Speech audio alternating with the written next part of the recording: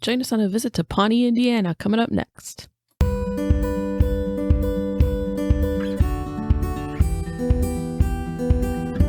Welcome. I am here with my friends Aaron and Kiki, and we are enjoying some adult beverages and talking all about Parks and Recreation. All right. Hey, how's it going? Hey. This is the first drinking episode of the podcast, so not the last. God willing. Not the last. Oh, definitely not the last. I have whiskey. I didn't have. What's the one that Ron Swanson likes? Lagavulin. I didn't have that. So two gingers. I don't like Scotch, so I'm drinking bourbon, which I feel if the Parks and Rec team had had a little thought it out a little bit longer, they got him into the Scotch thing and then they had to stick with Scotch. But I think that bourbon would be Ron Swanson's drink because it's America's true, spirit, right? Yeah, very true, very true. But I don't like Scotch, so I'm drinking bourbon out of a Ron Swanson cup. It's acceptable. What have you got, Kiki? Well, it's the summer seasons now in Minnesota now that the snow has melted, so we've switched from dark red wine to a light gin and tonic. Tall. Real tall. Yeah. Like the 32-ounce Yeti tall. I'm not messing around. You're totally legit right. Yeah. It keeps it cold, Anne. What do you want? Right. No, I'm 100% behind it. It is all good. All right. Well, then everyone will know the spirit that we are doing this in. Spirit. See what I did there? You're new to Parks and Rec, Kiki. So what are your thoughts? What's your reaction? How much do you love the absurd town of Pawnee? Well, I'm not new per se. I dabbled in Parks and Rec many years ago, but in college. That was just in college. It happens. We all experiment in college. Yeah. Exactly. So when COVID came and all of that fun ensued, we decided we needed a lighthearted, fun show to watch with the family. So we are in it to win it, and good for that. It is literally the best family show we have seen in a long time. Literally, yes. I mean, Chris Traeger.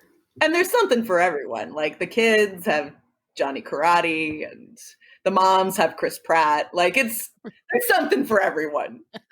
Agreed. Yeah, for sure.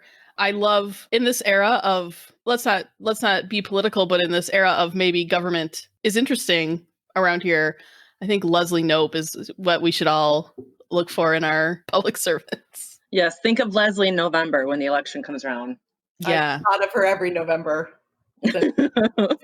4 times.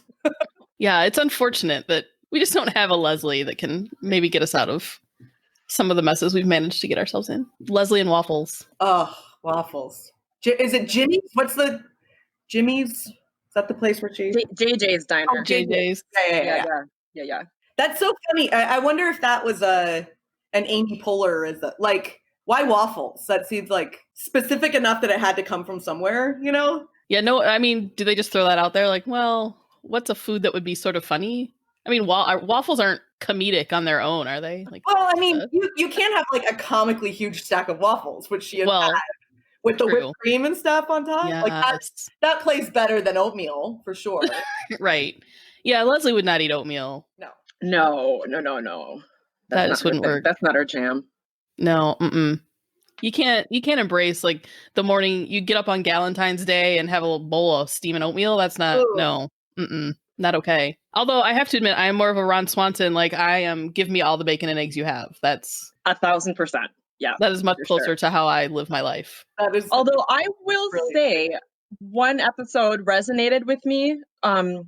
Being from and living in Minnesota, when the episode of the engagement party, when Ben's family comes from Minnesota, and Amy hands them Red Vines licorice, and they say, oh, we're not a Red Vines family, but a Twizzlers family. I was all 4 of us were preach. Twizzlers all the way. And I felt like it was one of those, are you Diet Coke or Diet Pepsi? Are you Coke or Pepsi? In Minnesota, I believe we have the same idea with the licorice. So you don't agree, Erin? Kiki, I thought we were going to be friends forever, and now I don't know. No, I have to admit, I think red vines are like coastal, like New York City red vines, California red vines, and then you get into like the very Midwest. metropolitan, yes. Yeah, you get to the you get Midwest out of a 5-pound tub. we in the Midwest, like it's hard to even find red vines around here sometimes. Like it's Twizzlers. That's just that's what you have. Yeah. I'm sorry. Or we are bursting Aaron's bubble so hard. I just don't. I mean, listen. I love red vines so much that I feel like I was aware of their existence. Like I was born into knowing red vines somehow, and then Twizzlers came on the scene, and I was like, oh, a different kind of red vine, cool, and tried it. It was like, what is this nightmare in my mouth right now? And it was like, there was no, and now I ride hard for red vines for sure. I think for me, it's a texture thing. Yeah, red vines have a different texture, and it's the kind that you can chew and digest. Did you ever, when you were a kid, have those? It was like wax, but there was like liquid flavored syrup. Yeah. That's what Twizzlers taste like. Oh. I've always done the like, what am I supposed to do with this? Like, is someone suggesting I eat wax? Like, what is I think we were told like, well, you could chew on it, like flavorless gum. Right. That was the like every Halloween someone would bring the wax lips and someone would like chew on them. What is happening? No. It never worked for me. It felt like I was chewing crayons. Who knew that licorice could be so polarizing between I love you. I'm really okay. Anyway. Okay. So I feel like, for a food related podcast, because obviously, I mean, look at me, everything is going to talk about food eventually. Parks and Rec, the food is really general, and yet it's so specific to the person. Like Chris Traeger and all of his, like, does anyone want to eat anything that Chris Traeger? His rabbit food. Oh, I saw it. At one point, Ron says, "This looks like the food that my food eats." Yes. Yes, exactly. Like they use food in such a great way to like pull the characters and just add to their.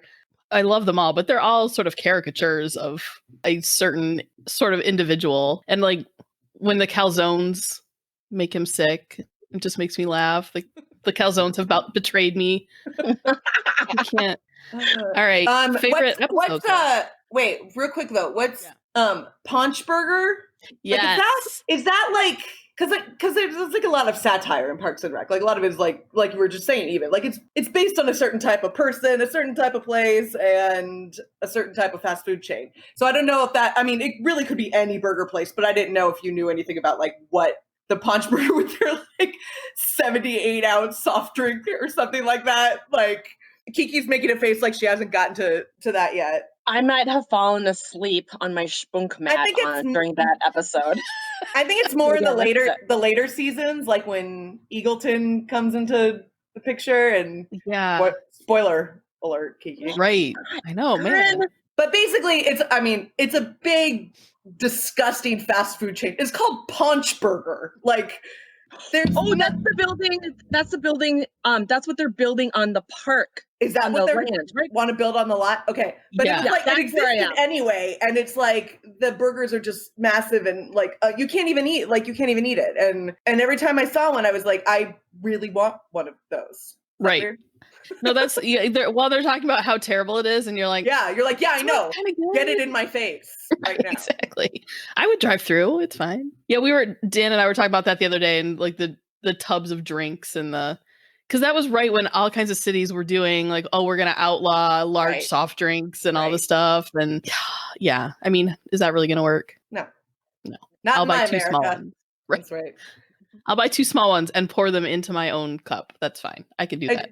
I do feel like we're at a moment now also where it's like, if anyone's out there like really going to town on the outlaw large soft drinks campaign, maybe it's time to take a step back and reassess your priorities. Maybe it's time to just read the room. It's not bigger fish and all that. Right. Yeah I agree. So obviously there are many iconic moments, but I feel like Treat Yourself has to be one of my favorite just overall. And I know there's not really food, but have you got it on my note? Got the list? It's on my note. When he shows up at the end with the Batman costume, and I just was like, yes, 100%. How would you treat yourself? right now. Right now? Today, right now, if money and time and everything were no objects. And you wouldn't get sick going in. Right. How would I was you allowed treat to leave my yourself? house. That is a hard question. I would go somewhere, but I would have to choose where. I Like, first would do all the like health and beauty stuff that has been neglected for 2 to 3 months.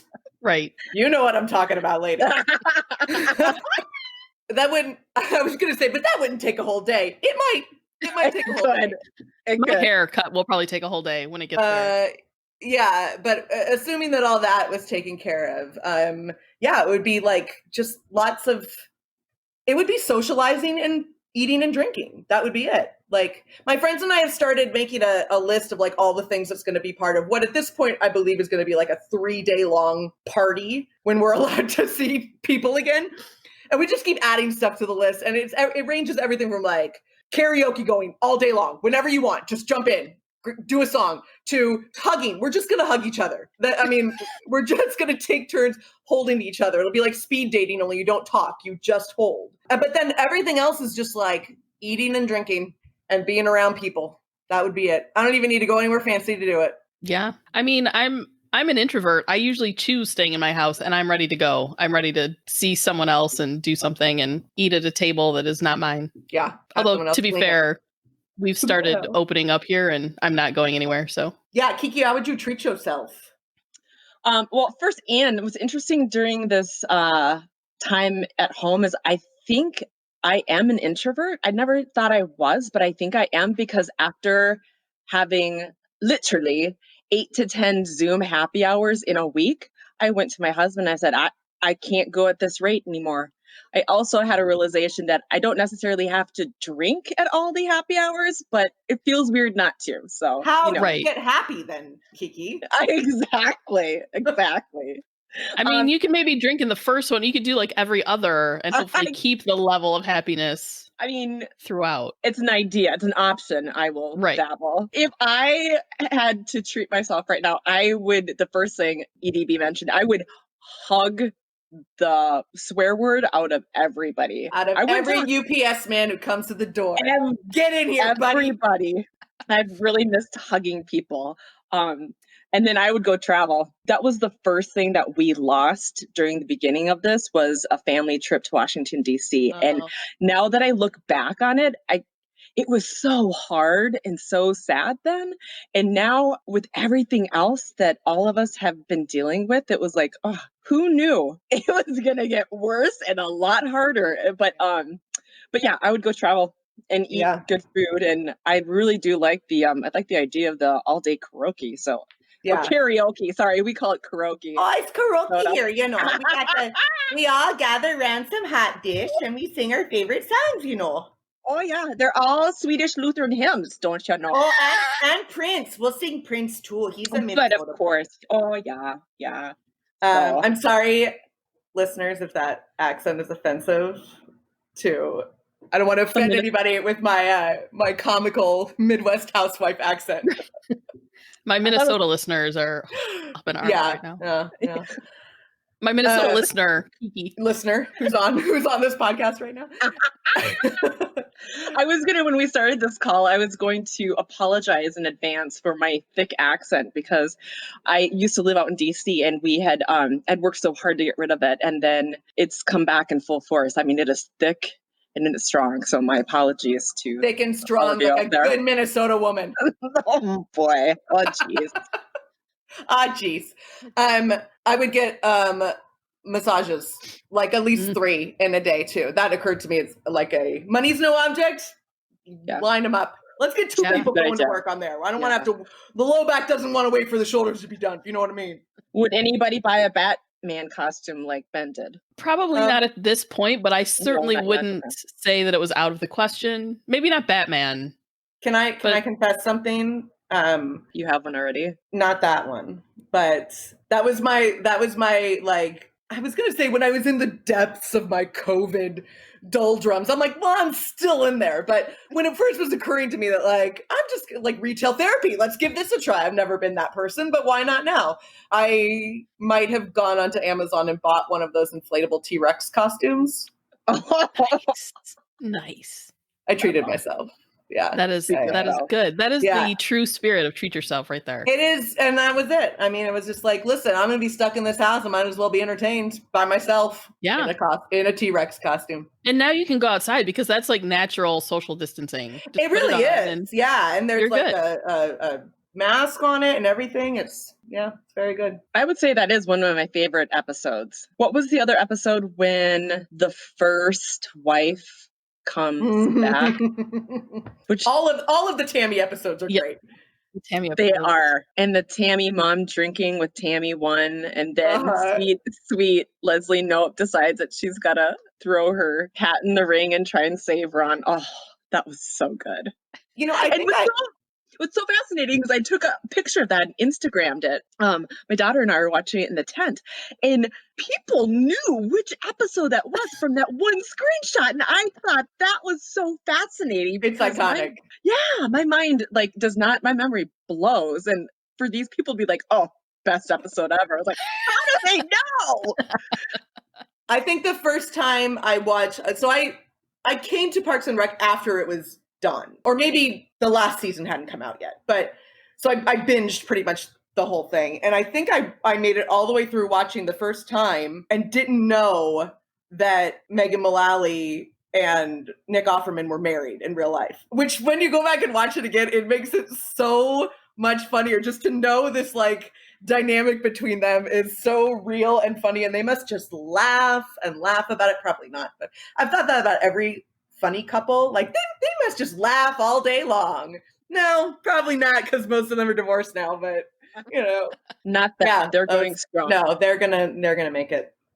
Those kids are gonna make it. Please God, let them make it. Right. Yeah, I couldn't handle coming out of quarantine and hearing that they were calling it quits. I couldn't do that. No. Not okay. Did you see the reunion? Did you guys watch the Zoom reunion? Yeah. Oh, so funny. I thought it was so well done. Yeah, and like the Zoom format is so limiting. Like I still will watch every once in a while like the late night hosts doing their shtick, you know, and like I'm like, it's still funny Seth Meyers or whatever, but it's just different when there's no audience. And I'm like, I can see your closet. Like, I don't want, you know, like, but that episode, the Parks and Rec Zoom, like, I thought it was so well done, even down to like the fact that it wasn't Zoom. It was like Grizzleview. Like, it was like everything was on brand and it totally made sense. And the fact that like, I loved that, well, I don't want to spoil it for Kiki, but people who can be in the same, who can be in the same room together, like when Nick and Megan were in the same, you know, you're like, of course they had to bring Tammy back for a cameo because she's the only person he can actually interact with. Well, and just that, like, okay, so Chris Pratt and Aubrey Plaza couldn't be together, but the way they explained it was so on brand for those characters. Yep. And they're yelling to each other through the floors, you know. And he's locked in wherever, and she's just completely unconcerned about it. Yeah. Yes, it was so well done. I might have cried a little bit. I definitely needed. Cried. It was so needed. Yeah, we all cried. Yeah. I've been really impressed with how creative and problem solving the entertainment business has been able to do that. And when we saw that, we were just like, completely what we needed. They've really, there's another one. Imagine if all this had happened like when there wasn't this kind of technology. What would we even be doing? It would be like Lord of the Flies if we didn't have video conferencing. We'd all just be sitting in our house eating. Kind of what we're doing anyway. Parlor games. We'd be playing parlor games. It's a good game of charades. While I sit on the settee, we'll be playing some parlor games. We'd all be on our fainting couch. Yeah. Get the smelling salts, love. We keep them in the Chesterfield. God, no, it's okay. Kiki, your laugh brings me life. Can I just say? Oh my gosh. Okay, I'm good. I'm okay. You okay? Deep breath. I have an honorable mention drink. I want honorable mentions. I love anything having to do with Jean-Ralphio, and I will even take Mona Lisa. I think the two of them together were one of the funniest things on that show. I will go back on YouTube and just watch the supercuts of like all the Jean-Ralphio and Mona Lisa Saperstein scenes. And so I'm dying to like, it has to be out there somewhere. I've never looked for it, but we have to make snake juice at some point, right? True. Yes. Like when I'm done drinking a drink that is just one ingredient, we're gonna get some snake juice going.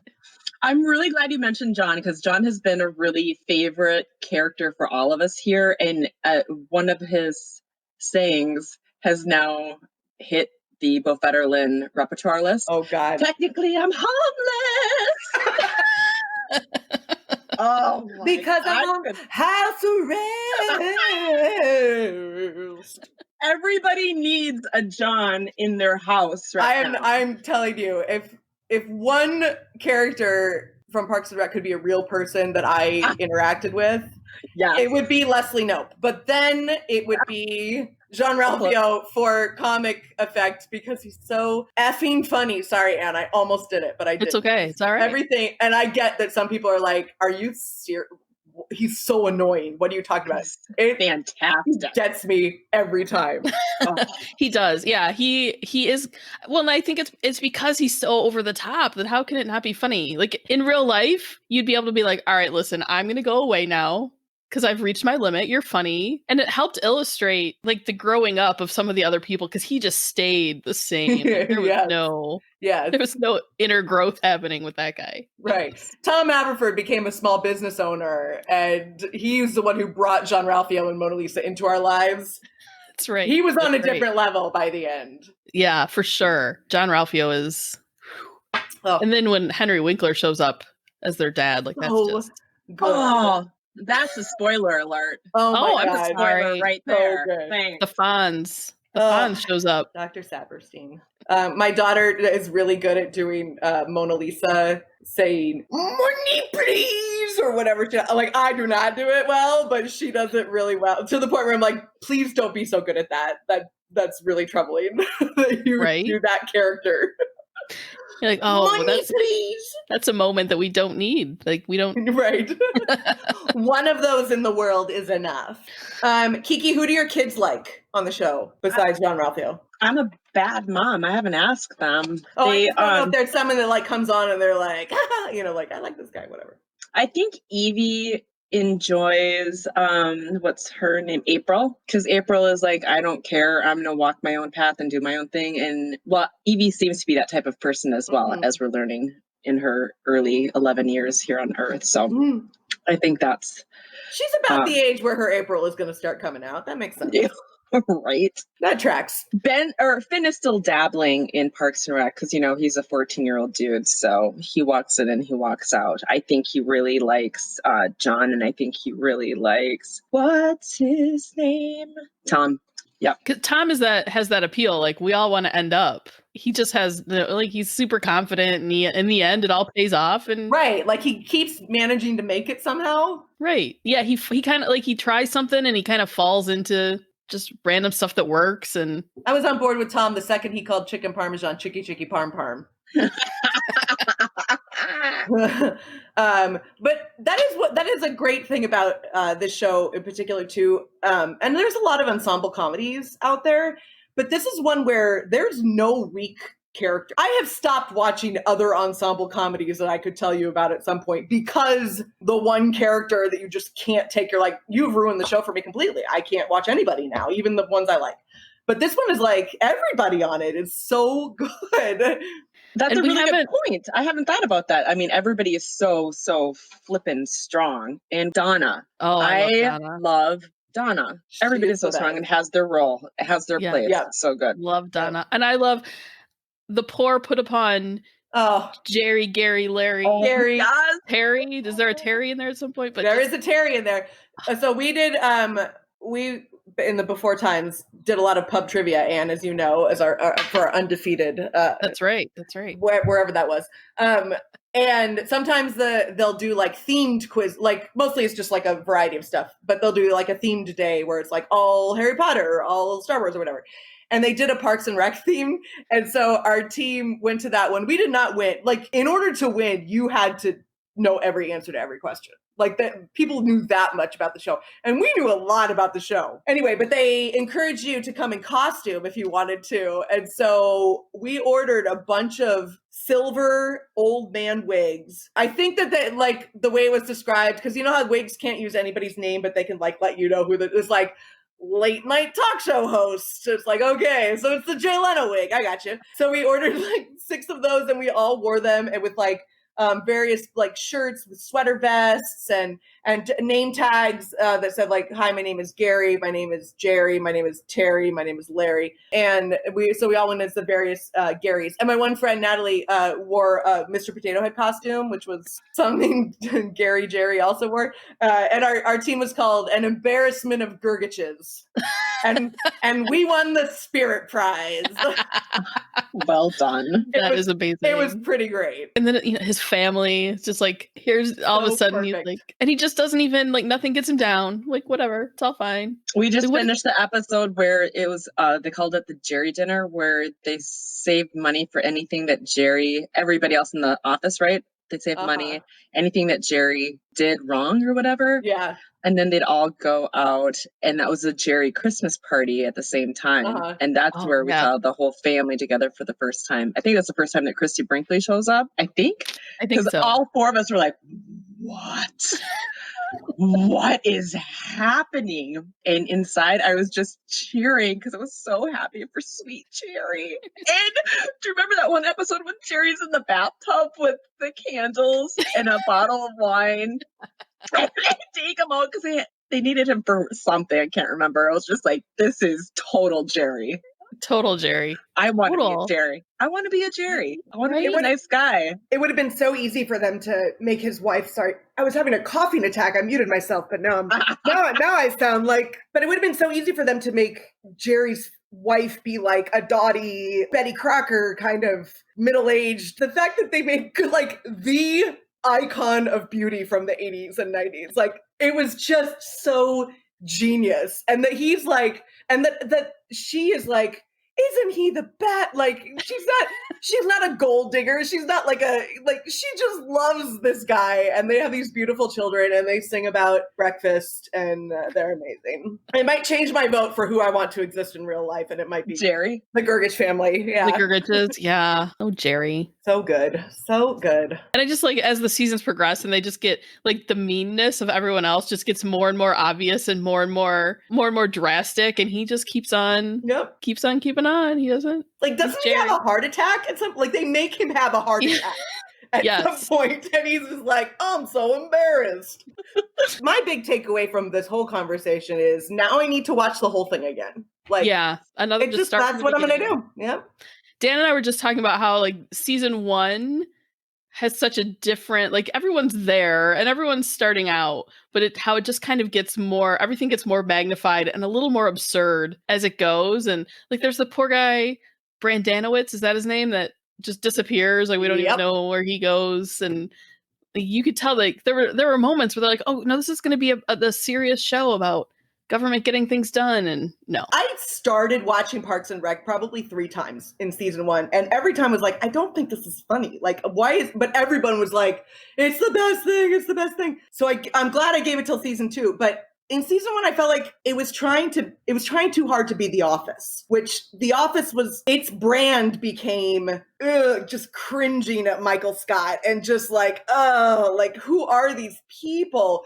And I'm glad that Parks and Rec figured out pretty quickly that's not our brand. Like that, we don't want you to cringe at these characters. Like we're gonna make them ridiculous, but you're gonna like them and like cheer for them. And I think they figured that out pretty quickly. Like not making Leslie be like fawning over Mark Brandanowitz, who's not even gonna be on the show the next season. You know that she's like, no, that is not her. She needs to be the Leslie Knope we have come to know and love, not season 1 Leslie Knope. I agree. And I tell people that now who haven't watched it. If there's anyone I know who hasn't watched Parks and Rec yet, I'm like, start with season 2. You don't need to know anything from season 1.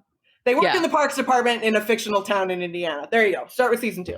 Chris Pratt falls in a pit. That's well, you could watch all the Pratt scenes from season 1. That would be okay.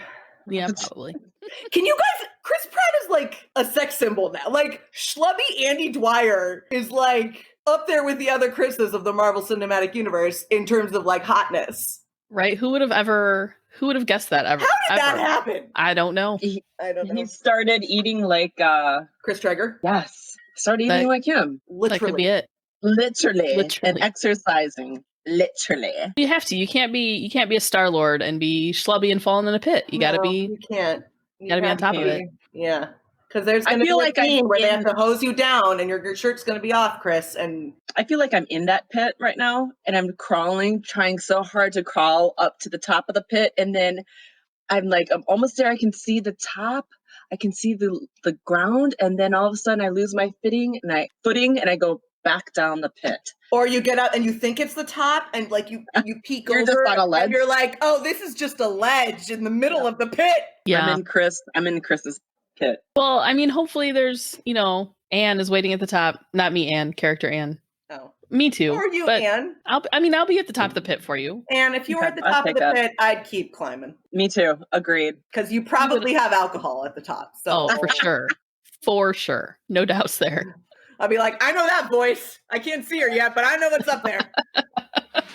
I'll do my soothing NPR voice. So what's our final takeaway? Everyone should just go watch. Start with season 2. Parks and Rec is one of the best television comedies of all time. And I said what I said, as my daughter would say. Make yourself a plate of waffles and not a food centric show, but I think food is the thing that brings us all together as people anyway. Let's take out of coronavirus times. In normal times, food is the thing we gather around. And I think that for a show like that where the people are at its heart and they care about each other so much, of course food's going to be in part of that, because that's what we do. We gather around a plate of something or a table and make Gary feel bad. That's what we do. Right. And we harass poor Gary. And it's such a good, they did such a good job of sort of the food they eat. It goes perfectly with their personality. So it all fits. Nothing feels weird. Like if Leslie Knope was eating oatmeal, like we said, that wouldn't be. She'd find a way to make it Leslie's oatmeal. If she would, it would have I don't even know, cotton candy on top or something. Oh yes. Get this girl in the writer's room. Yes, Parks and Rec is a definite must watch. I love the hard lessons that they provide, and it's not in your face or preachy. I love it because they deliver it with laughs and lightheartedness and joy and hope, and we have found that we needed that for sure in our house, and I'm sure a lot of us are feeling that way. So definitely a must watch. Start at season 2. Start at season 2. Just start at season 2. Mm-hmm. Awesome. Well, ladies, thank you. Cheers. Thank you and cheers. This was so really fun.